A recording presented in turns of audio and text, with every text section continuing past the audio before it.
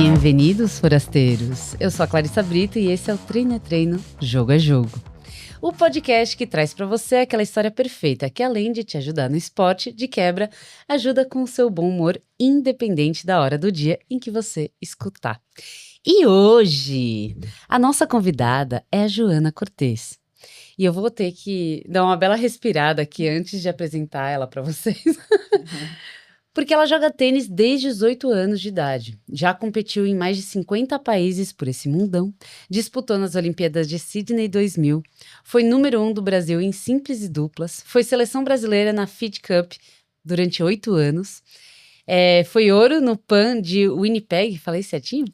Em 1999. Ouro no PAN de Santo Domingo em 2003. Bronze no PAN do Rio em 2007. 114 no ranking WTA duplas, 204 no ranking WTA simples e tem mais de 40 títulos nacionais e internacionais, além de ter feito parte da comissão de atletas do COB e ser comentarista de tênis na Sport TV. Joana, fiquei sem ar, de verdade. Seja muito bem-vinda. Obrigada. Muito obrigada aí, Clarissa. Prazer estar aqui com vocês. E tem esse currículo do tênis, né? Depois foi beach tênis, outros esportes, mas é isso. Eu nem entrei em outro. Não, mas muito legal. Obrigada aí pelo convite. Joana, antes de mais nada, eu queria saber por que tênis? Por que você escolheu o tênis como esporte? Então, eu cresci na Ilha do Governador, no Jardim Guanabara, né, no iate, e meus pais, né, faziam alguns esportes lá no clube. E a minha tia jogava tênis. A minha tia Inês, ela jogava tênis, então ela deu uma raquete para mim e para minha irmã, uma raquete inclusive de madeira na época. Eu tenho até hoje essa raquete. E a gente se matriculou, né, lá na escolinha de tênis que tinha no clube, com o Richard, que era um professor francês e que dava aula lá, né? O clube é bem legal, tinha vários esportes. E eu também fazia vôlei, também jogava vôlei, fazia natação, nada muito bem não. Mas comecei a jogar, brincar, assim, né? Fazer aula, gostava de fazer esporte, acabei crescendo muito no clube, né? E cada vez mais eu fui gostando de jogar tênis, né? Então, depois com 10 anos, meus pais me federaram na Federação Carioca de Tênis. Super novinha já. E até 10 anos era misto a categoria. Então, eu jogava muito contra meninos, né? Eram pouquíssimas meninas que jogavam tênis na minha época, assim, de juvenil no Rio. E eu, às vezes, quando perdia para eles, eu chorava. Não gostava muito de perder para os meninos, não. Já era competitiva, assim, desde muito novinha, né? E aí me federei, comecei a viajar, depois para fora, né, do Rio, para competir o circuito brasileiro. Minha mãe viajava sempre comigo também. Minha irmã também, né, joga 2 anos mais velha que eu, né? A gente treinava junto, assim, criança, tudo. Já coloca a família inteira. Família inteira para jogar. E aí eu fui jogando, né? Jogava tênis e vôlei, sair da aula de tênis, ia pro vôlei, ficava ali, né? E depois que eu federei, comecei a viajar mais e ter resultado, né? Foi super legal, porque era uma possibilidade de viajar, né? Conhecer o Brasil na época, competir, que era uma coisa que eu gostava, né? Meus pais viajavam às vezes de carro também com a gente, assim, pelo Brasil. Delícia. E depois começou o circuito na América do Sul, né? O circuito COSAT, que tem com 14 anos. E aí foi indo, foi uma coisa muito natural, assim. Eu gostava de jogar, mas foi sempre uma coisa muito natural, né? Jogar tênis e eu sempre gostei. Você sabe que você me lembrou, eu sempre fui o rabinho da minha irmã. A minha irmã também tem 2 anos, ela é 2 anos mais velha do que eu, né? E eu entrei na natação porque ela tinha problema respiratório e falaram pra minha mãe, olha, coloca ela na natação que vai ser bom. E aí eu fui junto, por quê? Porque tudo que ela fazia eu fazia. E aí quando eu tava, sei lá, eu tinha uns 12 anos, ela fazia parte de um grupo de jovens do Colégio Marista, né? E foram escolhidos, acho que 3 jovens de São Paulo para representar os maristas de São Paulo no encontro de jovens maristas em Natal. E aí foram falar com ela, né? Fazer o convite. Ela falou, vou falar com a minha mãe. Minha mãe falou, o quê? Ela tinha, tipo, 15, 16 anos. Não, mas o quê? A minha filha, adolescente, com um monte de adolescente dessa idade, indo de busão até Natal. Mas não vou deixar isso sozinha nunca. 3 dias de viagem. Aí chamaram ela, né? Falaram assim, olha, Não tem problema, dona Margarita. Você pode ir junto. Aí ela falou, quê? Não, pode ir junto. Ela falou, não, gente, eu tenho uma filha de 12, 13 anos. Como é que eu vou deixar minha filha sozinha? Não, não tem como. E o meu pai sempre fez muita turnê, viajava, tal. Aham. Não tem problema, dona Margarita. Vai a tua filha junto. Leva, né?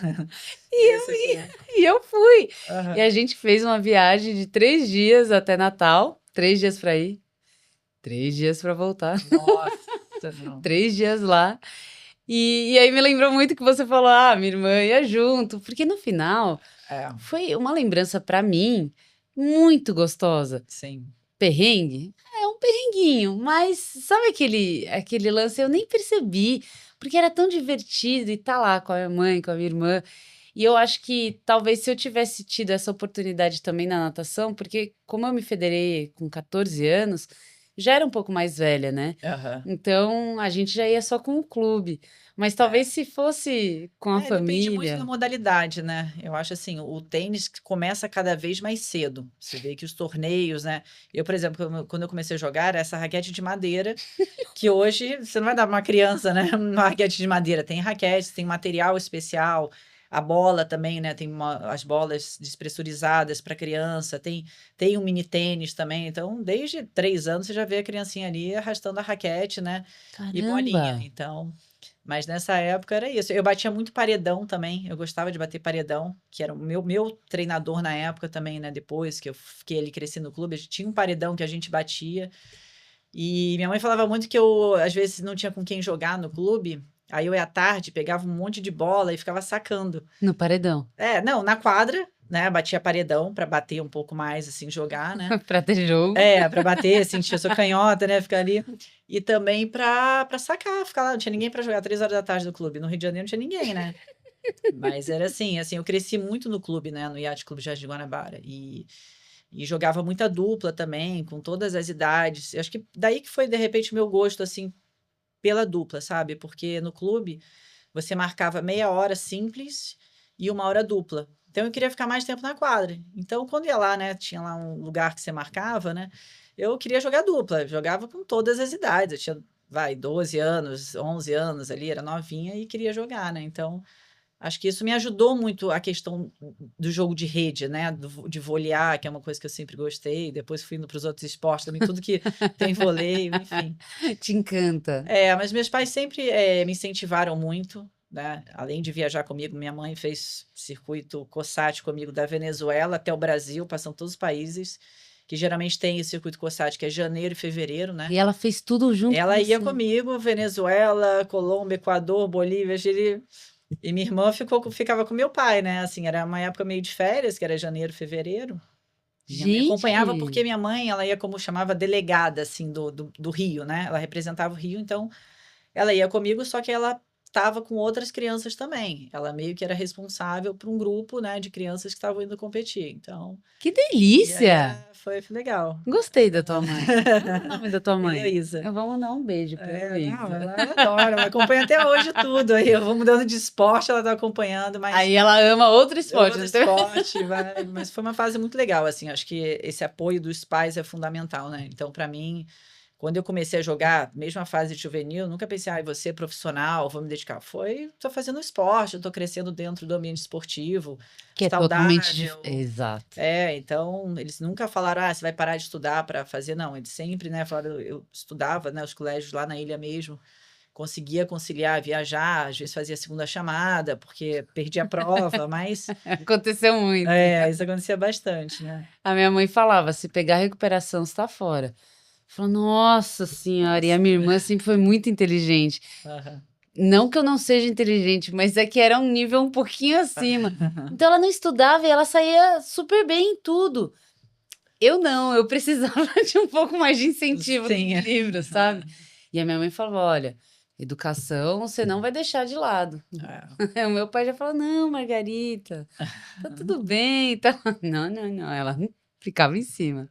Aham. Joana, eu pedi para você trazer pra gente uma história bem legal nesses anos de quadra que você nunca tenha contado publicamente.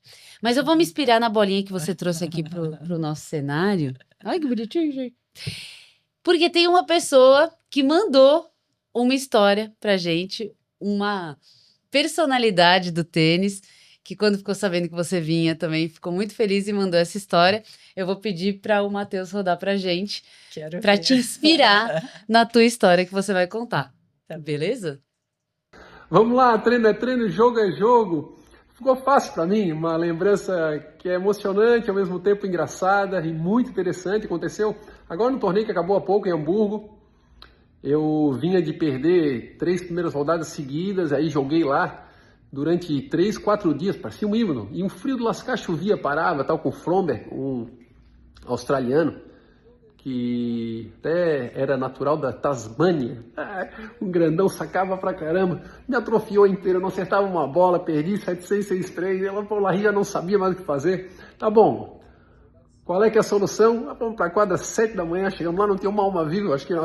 O cara abriu a chave do clube, nós entramos, começamos a treinar, uma para um lado e para o outro, e de repente chegaram 2 duplistas, porque naquela época tinham menos quadras até para treino, o Nestor e o Knowles, que foram durante muito tempo número 1 do mundo, e a gente estava numa empolgação no nosso treino, e acertando tanto, e o Larry fazia eu correr de um lado para o outro, e eu não conseguia errar uma bola, batia, e acertava tudo, literalmente, né? Treino é treino, jogo é jogo, não entrava nada lá, e a hora do treino, meu Deus, até de olho fechado, e os caras começaram a olhar, e eu me empolgando, o Larry também, ao ponto de depois de umas 50 bolas, uma melhor que a outra, ele isolou e falou, e jogou a raquete assim longe, saiu uns 40 metros de distância, cavalo, é isso. Pô, foi muito emocionante, marcante.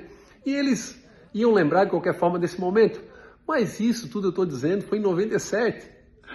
Depois a gente voltou para Curitiba, desse torneio, que falou, não dá mais aqui para a Europa, vamos para o Brasil. Ganhamos o Challenger de Curitiba e imaginam que tudo que vocês lembram que aconteceu nas 2 semanas de 97 em Roland Garros, que a vida mudou completamente.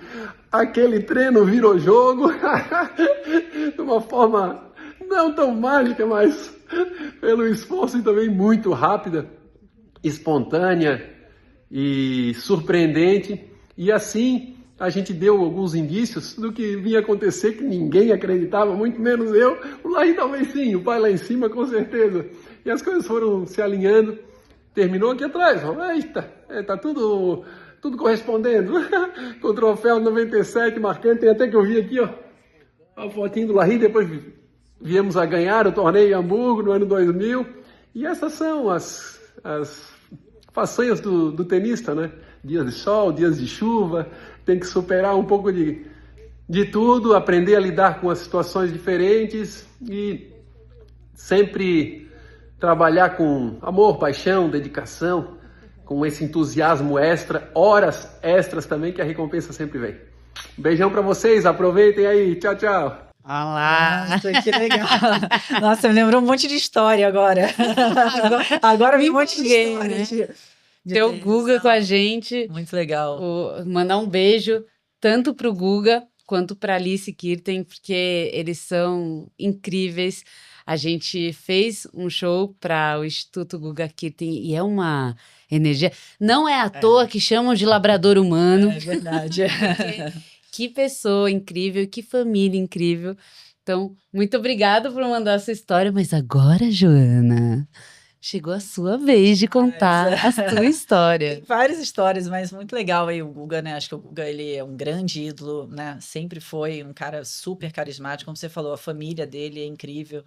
E eu acho que isso faz toda a diferença, né? Eu falo muito da minha família também, mas eu sei o quanto o Guga também ali, né? Teve esse apoio ali, né? Sempre por perto, Rafa, mãe, irmão, enfim, né? Mas até quando ele falou do Larry, me lembrou uma história de Sydney.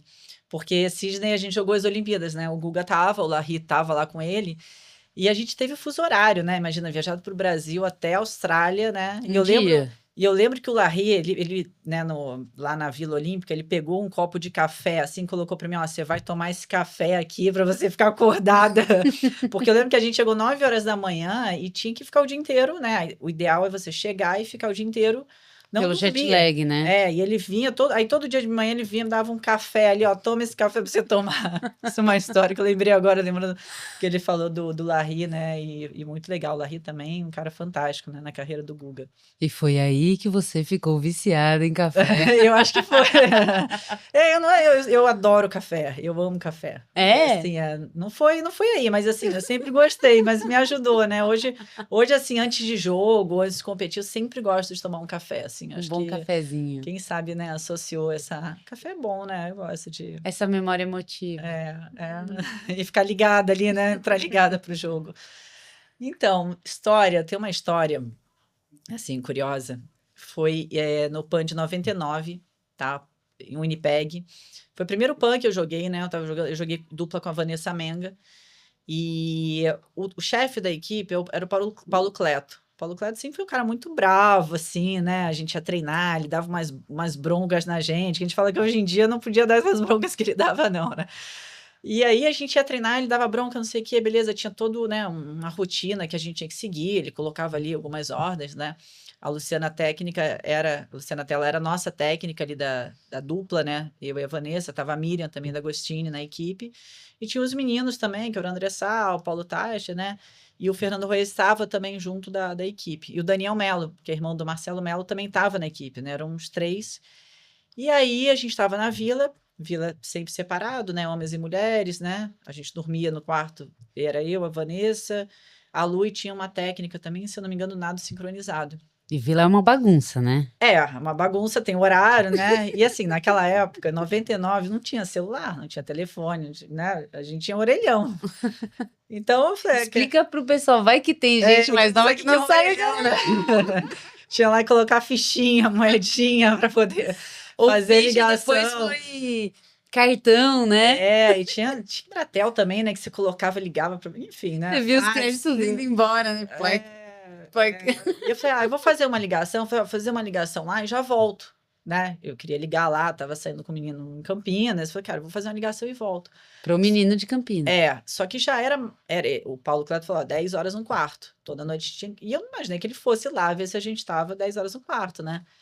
Era umas 10h30, eu voltei, tava lá a porta aberta, assim, ele dando esporro. Bom, mais na Luciana, que era técnica, né?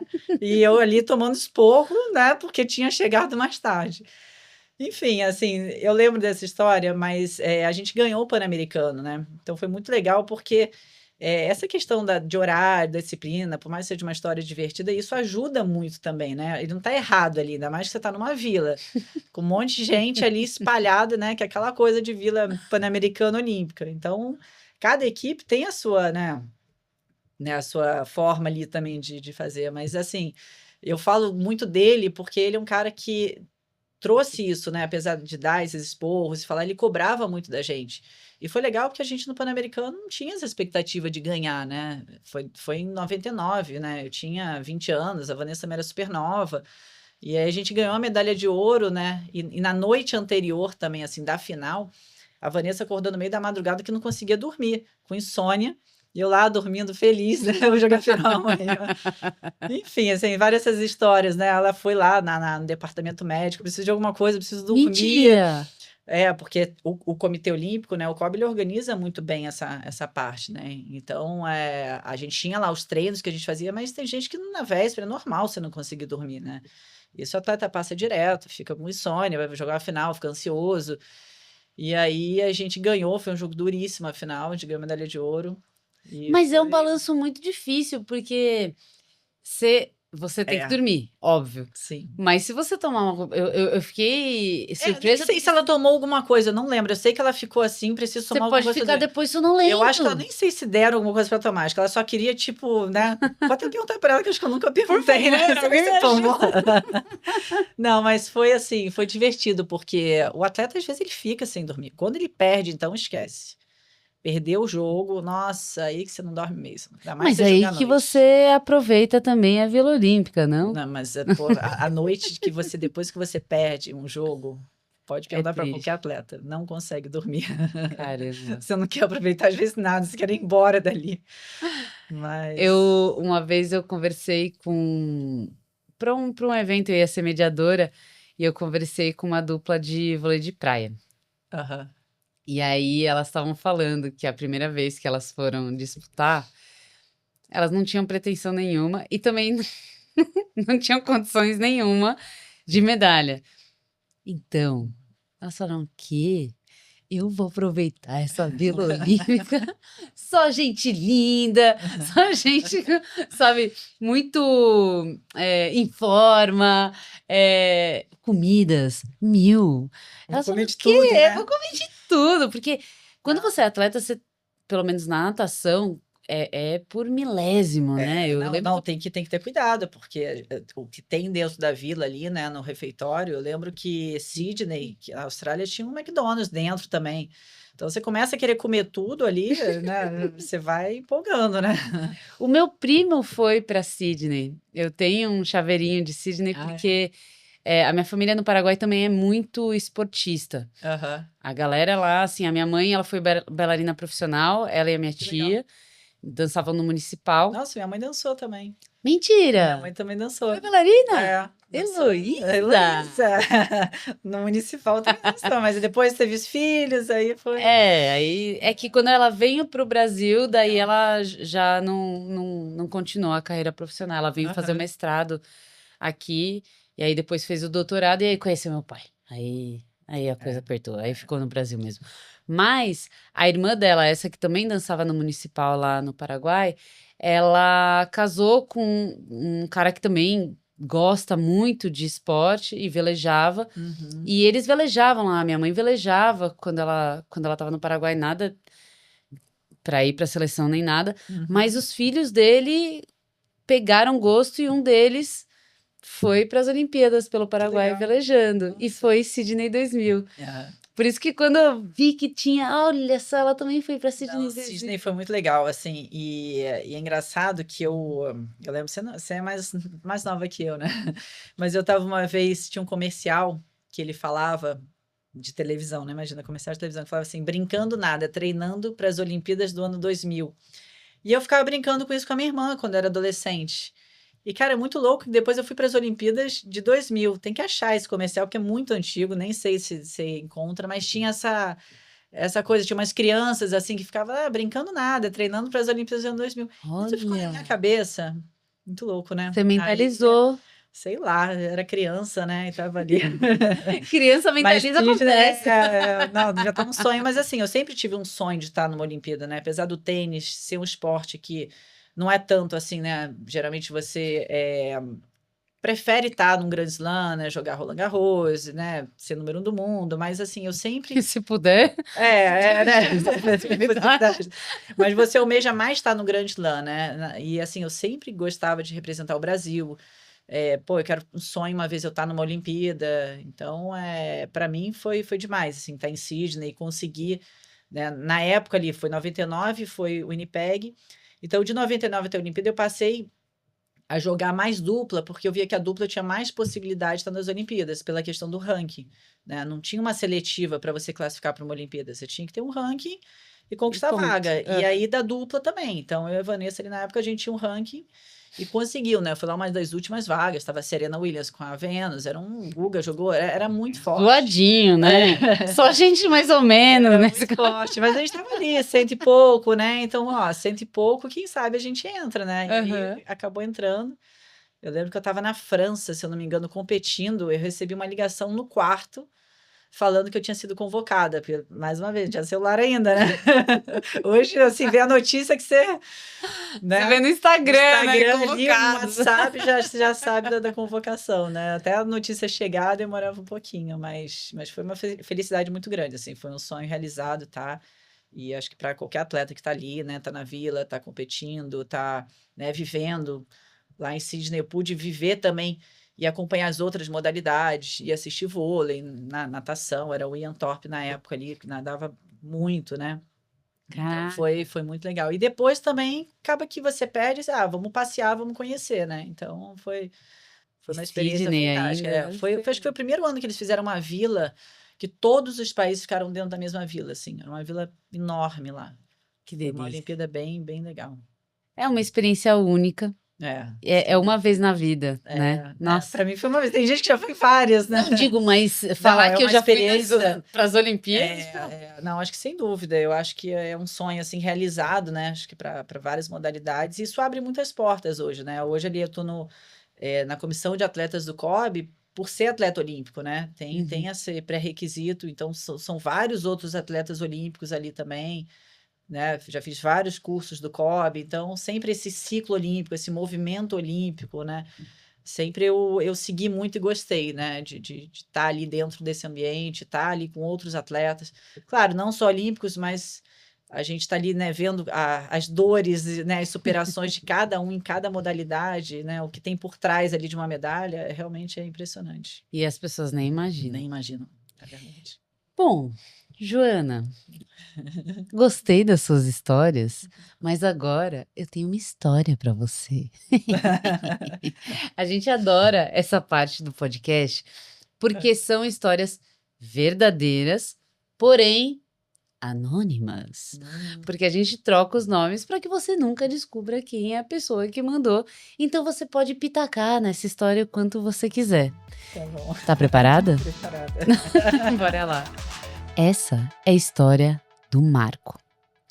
E ela aconteceu lá no ano de 2014, no Clube Atlético Indiano, em São Paulo. Era um torneio da Federação Paulista que tinha categorias por idade. E nessa época, o Marco tinha lá pelos seus 15 anos. Para quem está assistindo, o Marco explicou que esse tipo de competição não tem um juiz para cada jogo. Tem um árbitro geral e ele é o responsável por tudo o que está acontecendo. Inclusive, muitas vezes a organização não é exatamente o ponto forte desse tipo de campeonato. Porque tem muitas quadras com jogos rolando e a regra é a seguinte: o árbitro geral faz o sorteio lá na hora, na moeda. Essa prática tem o nome de coin toss. E é para ver quem saca e quem recebe e de que lado cada um fica. Depois, cada um toma conta da sua quadra. Então, você que conta os pontos. Achei isso muito louco, tá? Porque eu não sabia. Não, era quadra de saibro, quadra rápida, qualquer quadra. Já chegaremos lá. Você que conta os games, você que conta as viradas. Não tem técnico, não tem juiz de linha, nem juiz de cadeira para isso. Quando ele me contou isso, eu fiquei... Mas, gente... Você não sabia? Não sabia. Eu achava que todo campeonato... Eu sempre olho, adoro aqueles vídeos que mostram o gandula, o juiz de linha, a interação com os jogadores. Mas ele falou, quando é mais novinho, é assim que funciona. E esses juízes, eles vão aparecer bem mais pra frente quando os tenistas jogam features, challenges e etc. Às né? vezes nem features tem, mas alguns... depende muito. Pois bem. Agora também, né, com a tecnologia, daqui a pouco nem tem mais arte, né? Já tá... Tudo... Mas voltando para nossa história, o Marco foi lá jogar esse torneio da Federação Paulista de Tênis no Clube Indiano. Era melhor de 3 sets, 7-1 vai para super tie break até 10 pontos. Só que em dias de chuva, em que você tem um torneio com uma chave grande, com várias categorias, eles acabam fazendo um set profissional para acelerar os jogos. E isso quer dizer que o set vai até 8 games, que é a regra do profissional. Se fica 7-7, vai a 9. Se ficar 8-8, vai pro tie break. Certo? Tudo normal. Então aqui vai a minha primeira pergunta. Você já participou de muitos campeonatos assim? Sempre foi assim? Ou é da época, tipo, de 2014 e mudou já? Esse tipo de formato, você diz? Uhum. Então, quando chove, né, falando de uma coisa específica, quando chove, pode mudar um pouco o regulamento, tá? Assim, no profissional é mais difícil acontecer. Já aconteceu comigo uma vez que eu estava fazendo um circuito na Europa de saibro, que eu queria, né, jogar em saibro, e aí eu fui jogar na Escócia. E aí chovia muito lá, era um torneio feminino e masculino junto, inclusive o Gael Monfils estava jogando esse torneio na época, tá? E aí choveu, não parava de chover, não parava de chover. O que eles fizeram? Colocaram quadra coberta indoor, né? Uma quadra indoor rápida. Putz, pra mim foi horrível, porque eu tinha ido para uma temporada, então assim, tem esse tipo de regulamento que ele pode mudar. Mas é um pouco difícil mudar, a não ser melhor de 3 sets no profissional, né? Esse formato de terceiro set, match tie break para algumas competições, é para dar um pouco mais, ficar mais dinâmico também, né? Mesmo sendo mais novinho, assim. Sim, sim, sim. Por exemplo, nas duplas, tem muitos jogos, né? Os torneios de duplas. Uhum. No profissional, que o terceiro set, às vezes tem no edge, né? Sem vantagem, 40 iguais, quem faz o ponto ganha. E um terceiro set, um match tie-break até 10 pontos. Que fica mais rápido também, para o jogador também jogar simples e dupla, não ficar tão cansativo. Mas tem muito esse formato. E assim, o que eu acho, né? E que isso é desde criança até bom que aconteça, é de você se adaptar a essas condições, porque o tênis, se você está jogando um campeonato que é um lugar aberto, numa quadra indoor, Pode acontecer qualquer coisa, né? Eu já cansei de jogar até com chuva. Na Bélgica, país que não para de chover e a quadra tá pesada, e você fala, cara, eu quero parar, tá escorregando, e vai jogar. E um jogo inteiro na chuva ali no tênis, né? Num saibro, claro, numa quadra rápida, escorrega e para. Uhum. Então tem vários pisos, assim, mas acontece. Bom, o que você acha que aconteceu no caso do Marco? Ele já tinha ganhado um jogo, estava indo para as quartas de final, justamente com outro menino, que era meio que o rival, sabe? Aham. Porque eu acho que todo esporte tem isso, né? Tem. Aquela pessoa que você vê em toda competição, Sim, que sim. tem um nível parecido com o teu e que é quem você mira para superar. Bom, o Marco sempre cruzava com esse menino que eu vou chamar aqui de Ronaldo. E o Marco tava levando a melhor nos confrontos com o Ronaldo. Tava tipo um total de 3-2 em confrontos diretos pro nosso protagonista. Ou seja, ele tava levando a melhor. Mas os dois eram top 20 do ranking da Federação Paulista. Ou seja, os dois eram muito bons. Não é que tipo, ele tava dando baile no Ronaldo. Ele tava tendo vantagem aí no Ronaldo. Aham. Daí vamos pintar essa cena, tá? 15 anos, hormônios. Tchum, lá no talo. Clima de rivalidade no ar. Um placar de confrontos diretos acirrado. Um jogo de quartas de final em um torneio de Federação Paulista. E muita chuva. Ê! Os dois jogadores foram para a quadra e o juiz chamou eles explicando. Por conta do tempo e da chuva, a gente vai precisar que você jogue em um set profissional até 9 games. Você ouviu isso? Aham. 9 games. E aí? O que você faria com esse pedido, entre aspas, do juiz? E eu tô falando entre aspas porque é o juiz, é o cara que manda no rolê. Mas você ouviu 9 games? Tem alguma coisa errada. Era 8, né? O que você faria? Era 8 antes, não era? Cara, pior que existe 8 e 9, sabia? Mentira. Existe. É que assim, os torneios, né? Você está dando um caso real ou fictício, né? Real, que é completamente. Mas Olha só, não é a primeira pessoa, você vê, gente. As pessoas. Teve um espectador que mandou e falou assim: escuta, muita historinha de pescador aí. Não é possível que aconteceu. não, mas geralmente tem regulamento, né? Tem regulamento. Se até 8, né? Você falou que era até 8, agora virou até 9. Tem casos omissos que você pode mudar e o diretor do torneio, o árbitro geral, ele decide. Então, tem situações que você pode mudar. Pode fazer, às vezes, melhor de 3 sets até 4 games, que é uma coisa também tem. Tem outros formatos. Eu acho que depende muito do campeonato. Você tem essa, né? Se é um torneio da federação, segue um regulamento. Mas tem que você é o jogar. Marco. Mas tem que jogar, tem que aceitar e jogar. Não tem. O juiz falou, tá falado. Tem que falar, tem que jogar. Pois é, os meninos eles ficaram confusos. Porque o set profissional é até 8 games. Aham. Então, os dois ficaram com uma carinha de confusão, até que o Ronaldo falou, até 9? O set profissional é até 8 games.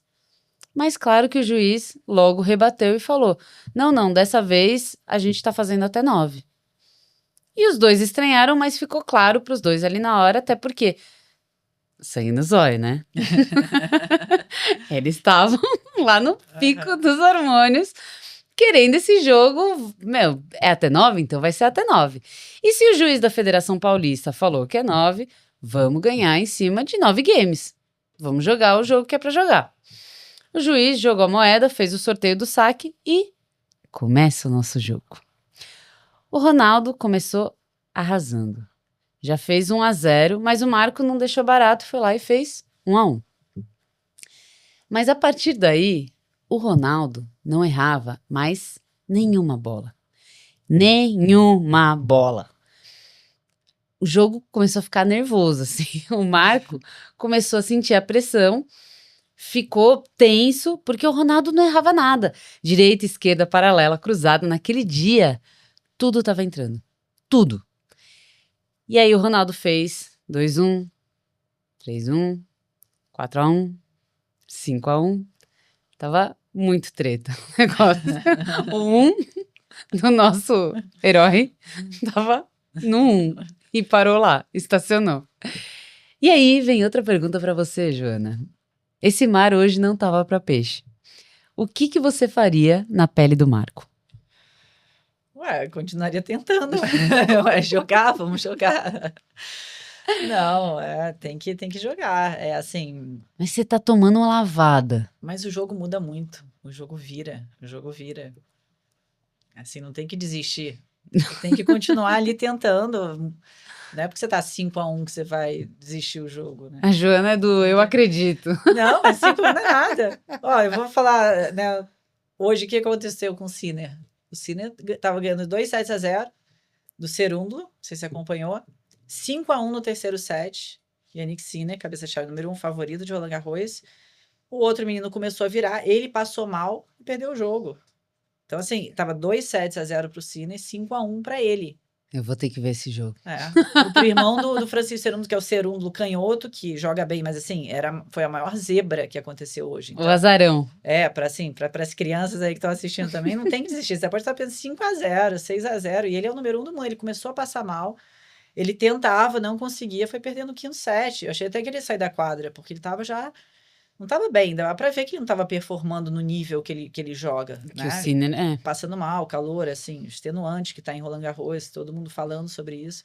Então, acho que assim, voltando a esse caso, eu acho que tem que estar o tempo inteiro tentando, correndo atrás, buscando soluções. O tênis é um jogo, né? A gente fala que é um xadrez, assim, né? Você tem que estar sempre buscando estratégias. Às vezes o adversário cai um pouquinho ali, encontrar ali uns buracos para poder voltar, mas não tem jogo perdido, né? E ele virou, quer apostar? O Marco começou a tentar de tudo. Porque ele viu que era o tipo de jogo que simplesmente não era o dia e paciência. E colocou isso na cabeça dele. Não vou desistir, mas assim, não tá pra mim esse jogo.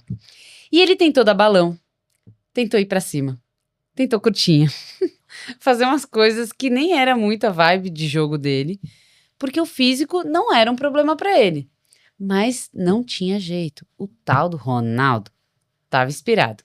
E era uma quadra de saibro aberta. Chovendo, tinha que ser saibro. Já eram umas 9 da noite. O Marco, ele olhava para os lados buscando alguma solução. Sabe assim, gente?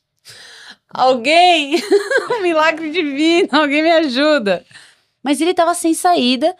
E o Ronaldo tinha incorporado o Ronaldo Fenômeno. O Ronaldinho Gaúcho, um bruxo. Não, o Fernando joga tênis.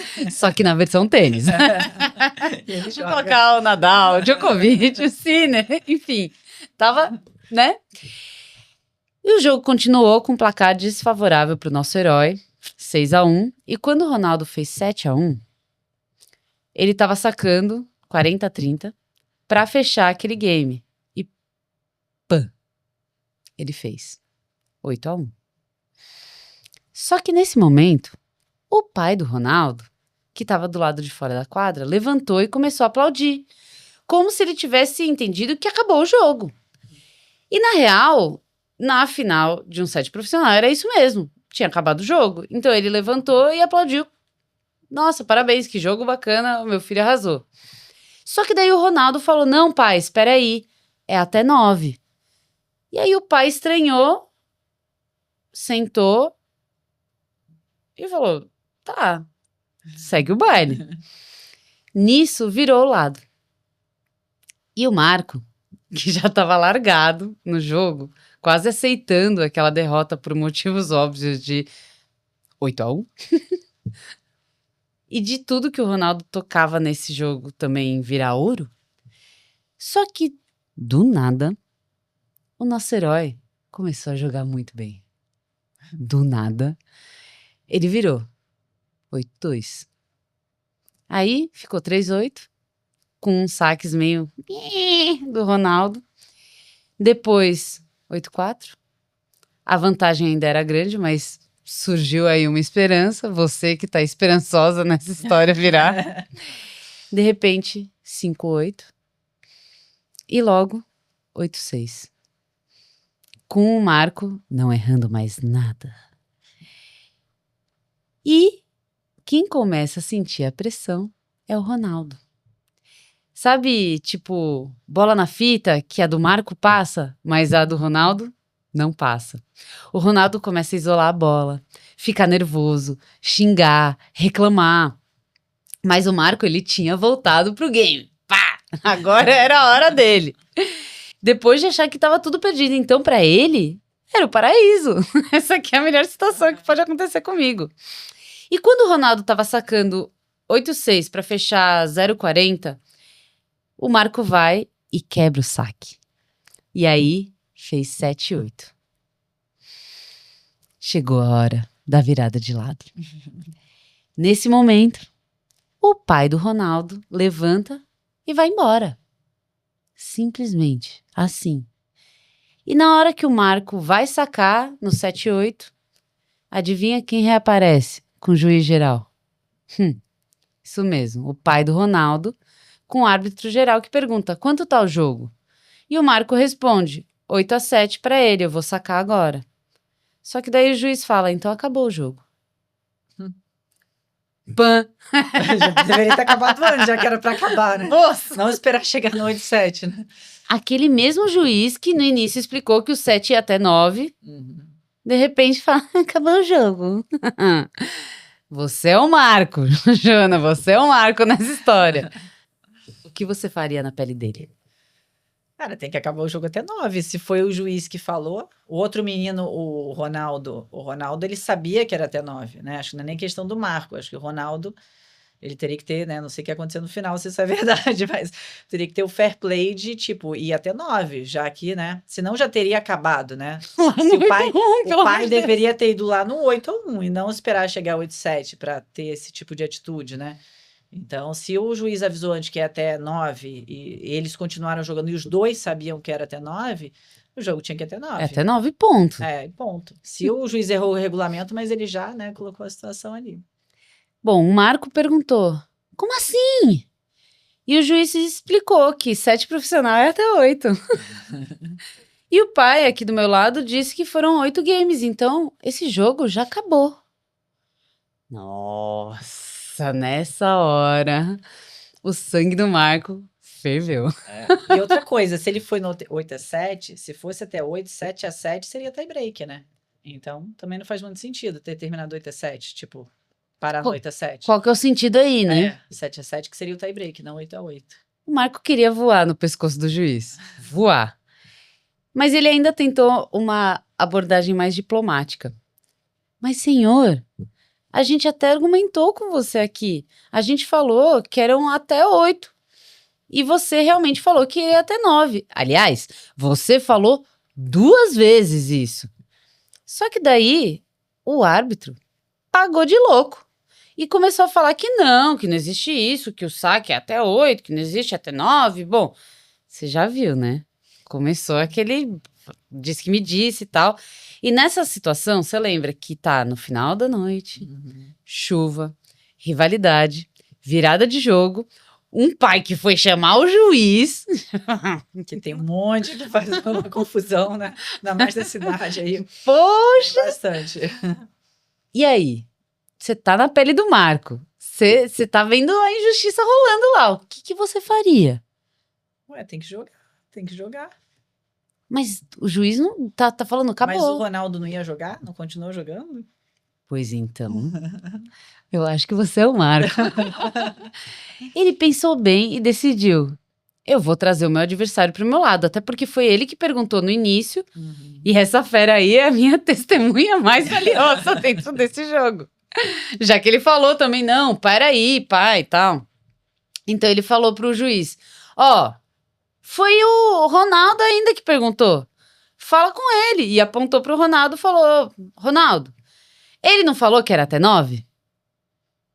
Nessa hora, toda a classe do tal do Ronaldo vem abaixo. E ele deu de egípcio e falou, eu não sei, até onde eu sei, 7 profissional é até 8.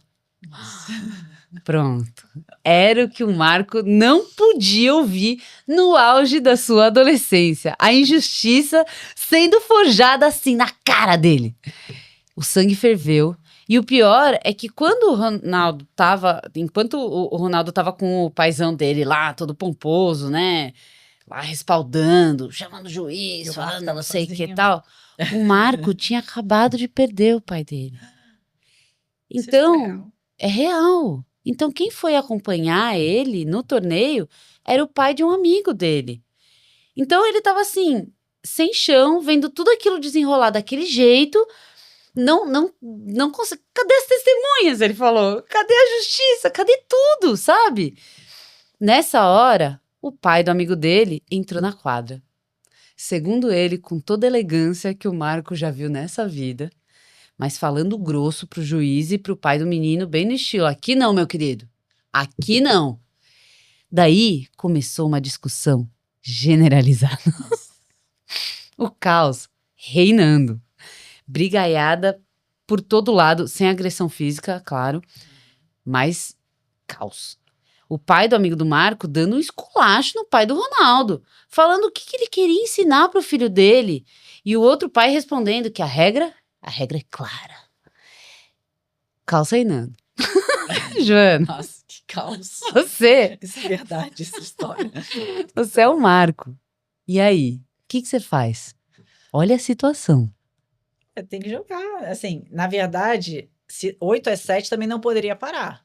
Assim, se fosse até 8, 7-7, como eu falei, seria tie break. Então, se fosse o Marco, eu falei, tá, beleza, então é até 8.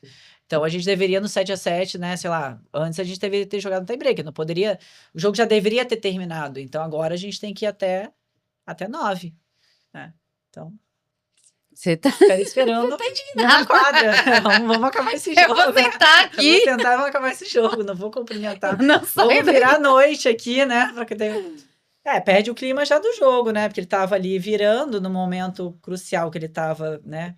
Acontece tanta coisa no tênis, aí nos bastidores, em jogos, ainda mais em clubes, né? O Marco largou mão. Ele virou pro Ronaldo e falou, olha, se você quer ganhar assim, pode ganhar. Mas eu quero ver você dormir à noite com isso.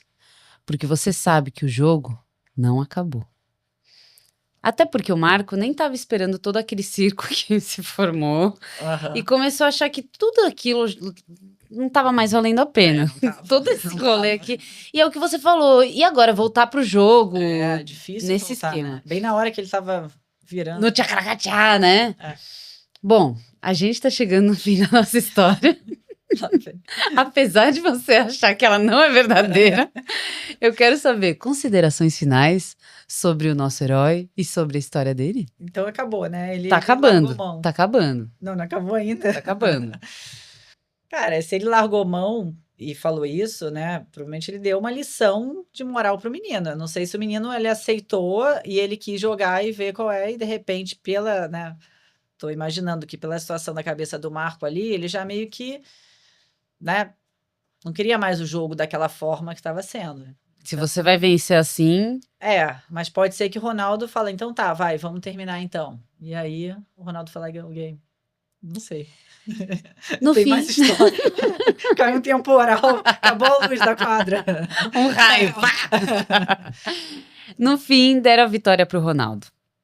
E o Marco, ele resolveu compreender o adversário dele. Apesar dele saber que tinha uma chance muito grande de vencer. Porque quem é tenista sabe que esse momento que ele falou, assim, é algo que não dá para ignorar. E que até o Djokovic fala muito sobre isso, né? Uhum. Ele tava ali, ele já tinha virado a chavinha e ele tinha virado o jogo, né? Mas no fim, o Marco perdeu. Foi no Shopping Bourbon com o amigo dele, que também perdeu. E hoje eles olham para essa história e é aquela bela história de resenha que para ele deixa muito claro que treino é treino, só que na hora do jogo você tem que saber lidar com a malandragem, com a desorganização, mas que mostra para ele que, por mais que o tênis seja um esporte de muita classe, no fim do dia, os pais podem sim estragar os filhos em momentos decisivos como esse, e é quando você pode também enxergar os valores de cada um. E para quem ainda ficou injuriado, A Joana que tá aqui procurar essa história para ver se é verdade. aqui engasgada, a vitória foi pro Ronaldo, mas mesmo ele pseudo ganhando esse jogo das quartas de final contra o Marco, ele não ganhou o torneio. Tá melhor assim? É, cara, não, mas é assim, né? Tem muita história. Eu lembro quando eu jogava também juvenil, né? Falei que eu viajava muito com a minha mãe também. Ela deve saber várias histórias desse tipo, né? Os pais, eles acabam às vezes atrapalhando muito também, né? Os filhos ali, tem essa questão de regulamento. Até brinco que eu sempre, assim, vou para qualquer competição, eu vou ler o regulamento para ver como é que funciona, porque o jogador ele tem que saber, né? Qual que é o regulamento também. Então, assim, só que tudo bem, é muito novo, né? Teria que provar ali que o jogo até 8, né? Não até 9. Depois mudar é meio estranho. O árbitro, por exemplo, não estava preparado, porque o árbitro ele tem que saber a regra e passar a regra certa. Então foi um caos ali geral da situação, mas eu acho que tem isso como lição de moral, né? Eu acho que você sabe que o tênis ele tem muito fair play, você vai encontrar muitas pessoas que vão querer tirar vantagem, né? É um dos esportes que acaba a pessoa até se queimando um pouco quando não tem essa postura. É. Claro que não dá para blindar todo mundo, né? Às vezes você está no momento, você vai quebrar uma raquete, você vai se irritar, você vai, pô, de repente xingar alguém naquele dia, ou você tá lá de TPM, fala algumas coisas, mas você tem que seguir ali, né? É diferente, a gente fala do futebol um pouco diferente, né? Inclusive o público com o torcedor, o torcedor com um atleta também, a relação é diferente, né? E aí você vê o pai também, ele pode atrapalhar muito, né? Tanto a questão de valores, como também, né? Essa questão de A formação. formação, e tá ali, o menino tem 15 anos, né? Então, mas a gente encontra muito isso, né? Em várias modalidades. Às vezes, a criança, ela cresce dessa forma, e aí ela vai levar isso também, né? Ela vai ter que entender quais são os valores ali, e como que ela quer se comportar depois para frente. Como que ficou, né? Como é que tá o Ronaldo aí hoje nessa história, né? Com essa história que a gente falou do Marco, mas e o Ronaldo? Ele dormiu tranquilo, né? Você sabe que eu sempre falo para as pessoas que, para mim, o esporte ele é incrível por essa capacidade de moldar caráter, de ensinar valores. Eu não tô falando que todo esportista vai ser o mais bom caráter do universo, mas é nessas situações que você vê o valor da pessoa. É nessas situações que você, até por como a pessoa lida com aquilo, tanto o Marco quanto o Ronaldo, você fala, puxa vida, ela tem um diferencial, sabe? E agora já passaram, sei lá, eu sou de humanas, 12 anos? É, né? Dessa história. Mas eu tenho certeza que um atleta que se lembra disso, ele, para mandar essa história, ele se lembra como algo que marcou ele, obviamente, mas que também moldou muito de quem ele é hoje, num aspecto profissional, num aspecto pessoal, ou até mesmo se ele vai jogar no amador, vai jogar com os amigos, vai só para curtir, ele vai lembrar que a postura dele não deve mudar por conta de outra pessoa ou por uma vitória, né? E às vezes é incentivado pelos pais, né? Você estava falando, eu tinha uma jogadora rival, assim, né, no juvenil, e... Sempre existe. Sempre existe. E ela tinha uma fama, assim, de roubar a bola, sabe? Tipo, garfar a bola, né? Tipo, a bola dentro, fora, né? E tinha um pouco essa fama. Até que tinha um torneio na Bahia que chamava o Banco Econômico, que era um dos que fazia parte lá do circuito juvenil, que eles davam prêmio mais bonito, ou não sei o quê, e tinha um garfo de ouro, né? E ela ganhava, enfim. E aí, eu lembro de um jogo, eu tava jogando um brasileiro, minha mãe tava assistindo, a mãe dela assistindo, e não tinha juiz, a mesma história, não tinha juiz. E ela teve, cara, bola era quadra rápida, pô, bola dentro, fora. E a galera na torcida via que era boa a bola. E aquilo começou a me irritar. Chegou uma hora que ela sacou e bateu uma bola no meio da quadra. Eu peguei a bola com a mão e falei, fora. Aí ela ficou louca. Aí ela chamou o juiz. Aí foi ótimo, porque assim, eu sempre aceitava aquela situação, né? Como muita gente aceitava. E aí o juiz ficou dentro da quadra e falou: ganhou o jogo 2 sets. Assim, tive que dar uma de louca, né? Lembrei dessa história. Queridinha, não tipo, é só. vamos sentir na pele como é que é ficar, né? A bola ficou no meio da quadra, eu peguei com a mão fora, eu tô no olho assim, oi. Senhora?